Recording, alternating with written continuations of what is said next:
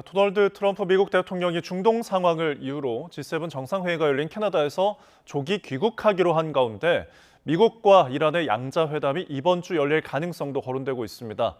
이스라엘이 공세 수위를 끌어올리자 이란은 휴전과 핵 협상 재개 메시지를 보낸 것으로 알려졌는데요. 중동으로 가보겠습니다. 조수연 특파원. 네, 두바이입니다.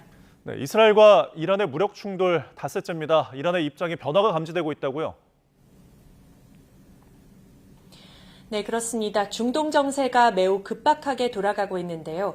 이란이 이스라엘과 미국에 공격 중단과 핵협상 재개를 원한다는 메시지를 보낸 것으로 알려졌습니다.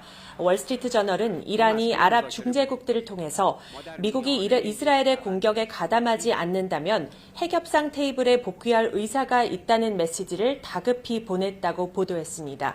한 아랍 국가 관료는 이란은 미국이 이스라엘에 물적 지원을 제공하고 있다는 것을 알고 있다면서 미국이 공격에 개입하지 않을 거라는 보장을 원한다고 설명했습니다.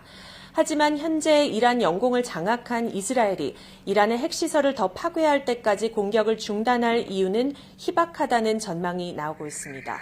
이런 가운데 주요 7개국 G7 정상들은 캐나다에서 정상회의를 마친 뒤 이스라엘에 스스로 방어할 권리가 있다면서 이란의 긴장 완화를 촉구하는 공동성명을 채택했습니다.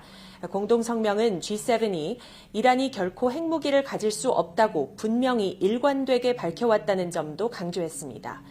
도널드 트럼프 미국 대통령은 가능한 한 빨리 돌아가야 한다며 중동 상황을 이유로 G7 일정을 단축하고 조기에 귀국길에 올랐는데요.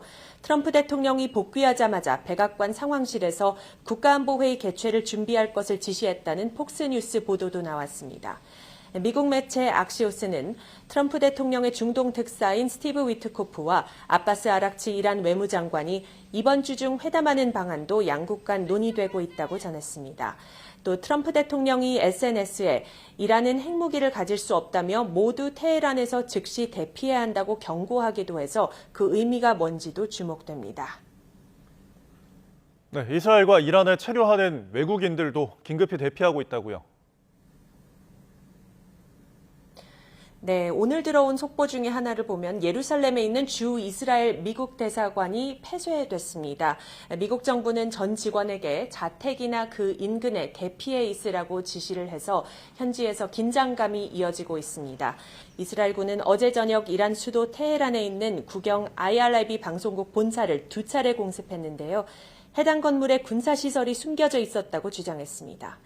이스라엘은 공습을 시작한 지난 13일 이후 이란이 보유한 미사일 발사대의 3분의 1을 파괴했다고 주장했습니다. 베냐민 네타냐후 총리는 이번 전쟁의 목표가 이란의 핵 프로그램 제거, 탄도미사일 생산 역량 제거, 그리고 테러의 축 제거 등 3가지라고 밝혔습니다. 이러한 작전이 이란 정권의 붕괴로 이어지거나 심대한 변혁으로 이어질 수 있을 것이라고 강조했는데요. 하메네이 최고 지도자를 정점으로 하는 이란의 체제를 무너뜨리고 중동 질서를 재편할 가능성까지 시사한 것으로 풀이됩니다. 지금까지 두바이에서 YTN 조수연입니다.